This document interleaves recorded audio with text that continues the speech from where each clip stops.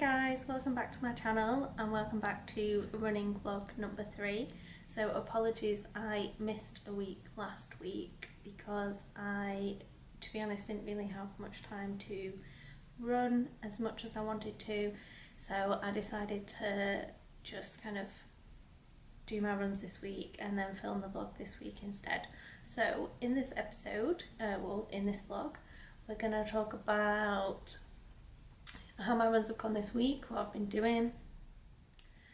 So yeah, how it's been going, how I'm feeling, and also going to touch on fuel and hydration. So how I eat before and after runs, and also things around hydration and how to keep yourself well hydrated, because if you're running quite long distance you do tend to lose a lot of water, so you need to keep all that replenished. So this week I have done a 45-minute run, a 60-minute run, a 30-minute run, and I have done 10, like a sprint session, which was 10 lots of 1 minute uphill fast, and then 1 minute, so it was like 1 minute uphill fast, 1 minute slow, and then do that 10 times, so it took like 20 minutes.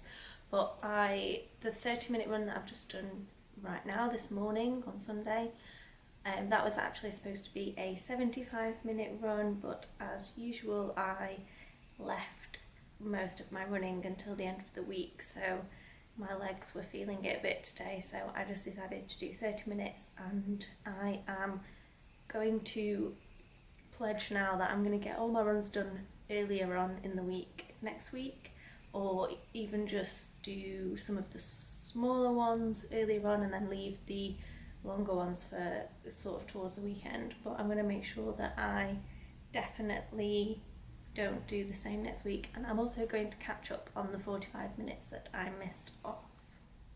So in terms of how they went, so the 45-minute run I did on Tuesday, that was really hard because I think because I went out at the weekend and I was hungover on Sunday last week, I think obviously that having alcohol has an impact on your training and on your fitness levels, so I think that had an impact. And also I ended up getting a bit of a cold and a sore throat, and it kind of affected my chest a little bit, so I did struggle quite a bit with the 45-minute run on Tuesday. But then the sprinting that I did on Friday night, I think, yeah, I did it on Friday night, sprinting, that was fine. The 60-minute run yesterday went really well. I did it quite slow. I think I ran just over 9 kilometres, so that was really good. Towards the end it was getting a bit hard, but I think that was more my legs rather than anything else. And then the 30-minute run today, I ran it a bit faster, and I ran 5k, which it's not for what I want to, or what I've done in the past, it's not great, but 30 minutes for a 5k is a good time.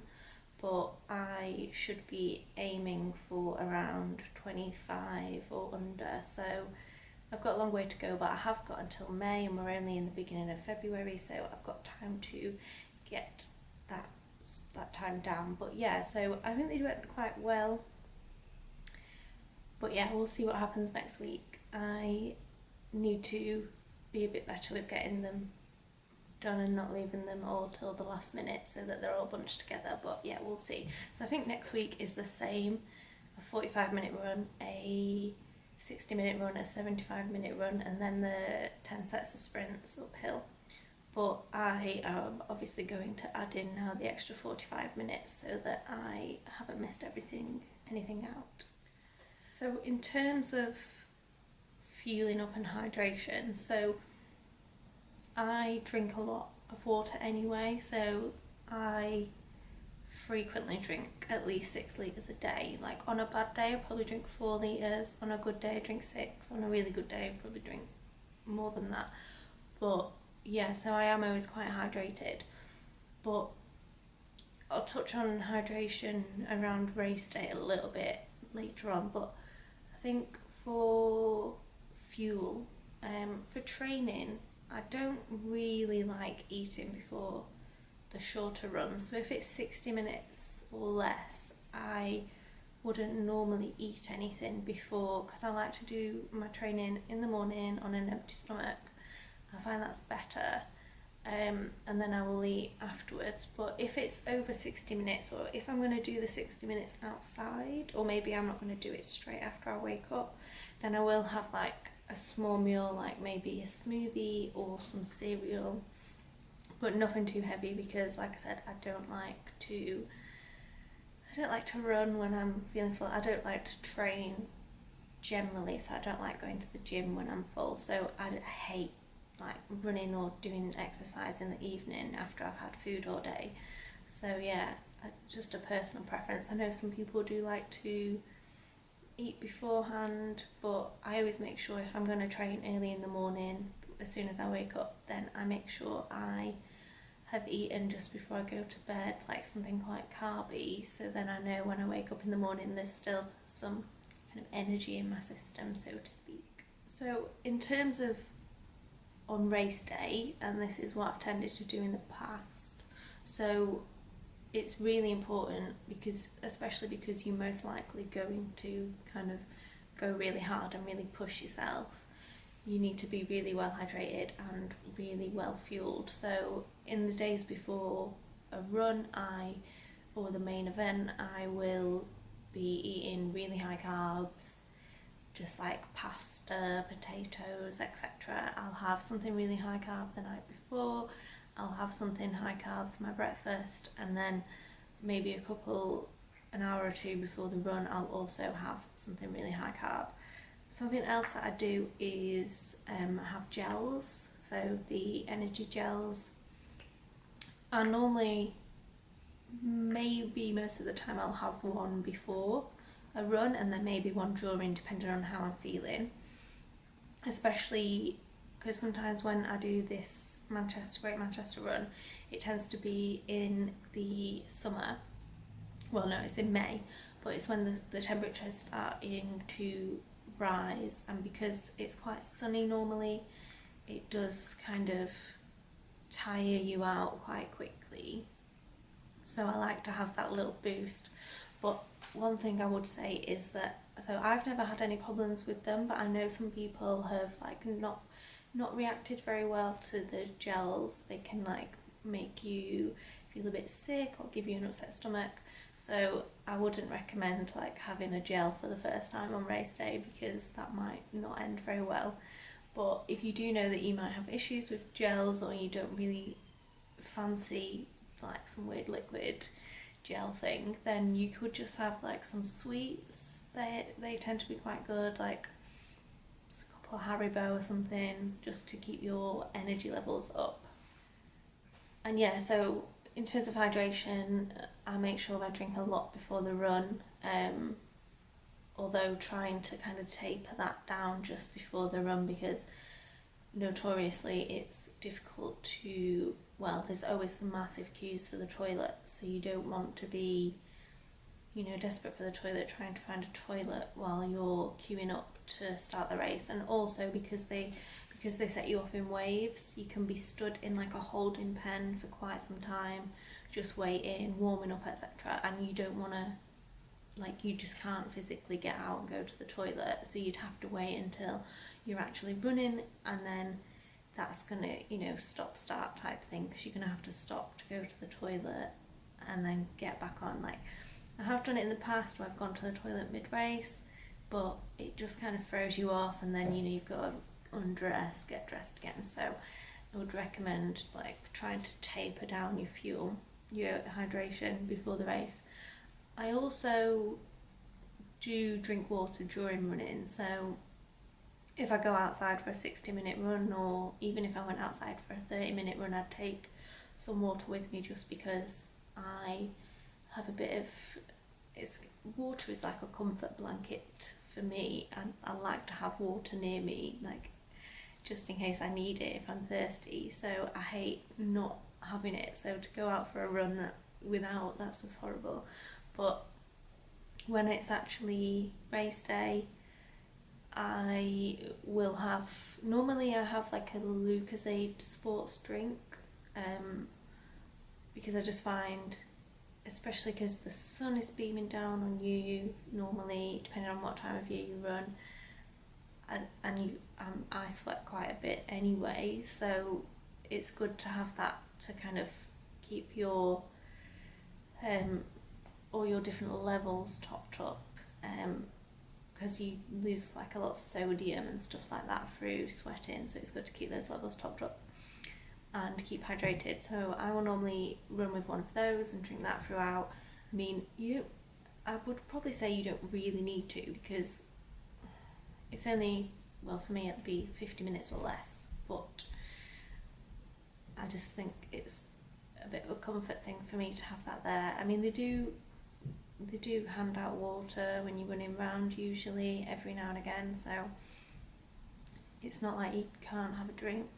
But I normally tend to use the hydration stations I get a bottle of water and then I pour it on myself because I'm normally really hot, and I don't like to run through the showers because I've had an experience in the past where I ran through the showers, I didn't notice like a big puddle on the floor, and then I had to run like the next 5k with a really heavy wet trainer. So I wouldn't recommend the showers, or if you do go through the showers, what are you putting your feet?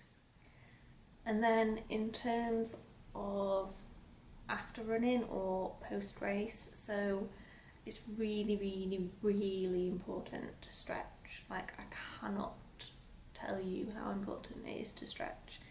And like, the stretching, especially post 10k event, don't half-arse it, because you regret it.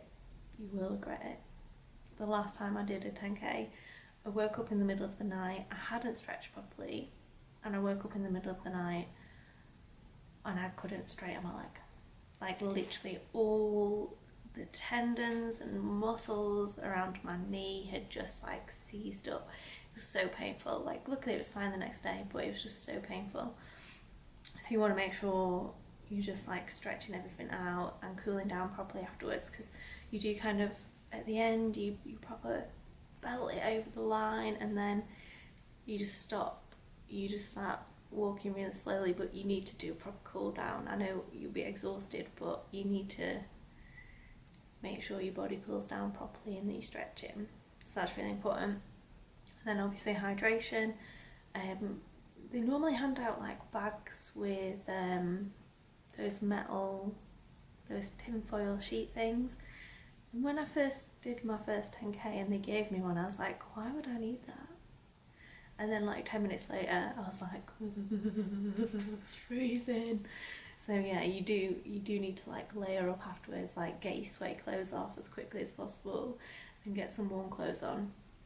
But in terms of fuel, I tend to always go for a burger after, or some kind of like, I think last time I had steak and chips, the time before I had a burger, the time before that I can't remember, but yeah, I always, like, obviously I'm always starving afterwards and I just want to kind of eat and eat and eat, so I would recommend like trying to, do treat yourself because you've just, achieved something amazing, but try and like have a good ratio of like protein, carbs and fats. And if you are going to eat something like quite unhealthy after the run, then make sure everything else you eat that day is kind of a lot healthier.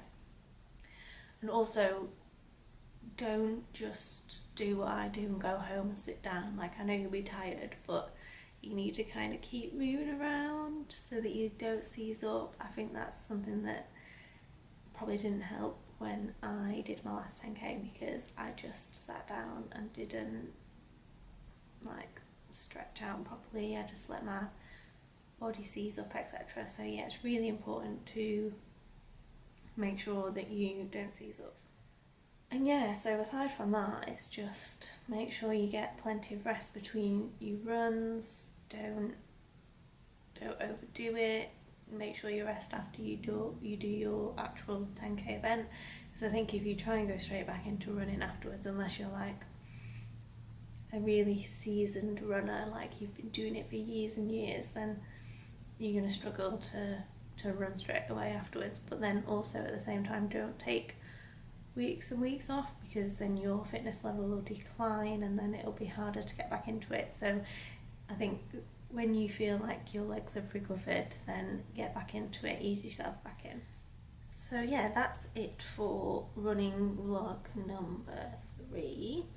I hope that was useful tips on like fuel and hydration from running. I hope you found it useful and hopefully you'll implement some of them. But obviously, you know, if you're not a runner already, then do seek professional help before starting running, because you need to make sure that you're in the right state to do it, and then you're not going to hurt yourself or cause yourself any injury. But yeah, if you found this video useful, please give me a thumbs up and leave me a comment if you have any other tips on hydration or fuel.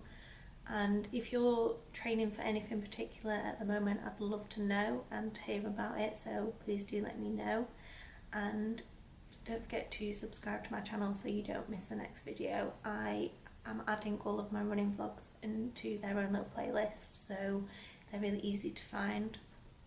But yeah, thanks for watching, and I will see you next week when I'll be talking about shin splints and something else. What did running gear. So different like my recommendations on different types of running gear, so from trainers to stuff that's good for running outdoors, etc., jackets and stuff. So yeah, stay tuned for that. Thanks for watching. Bye.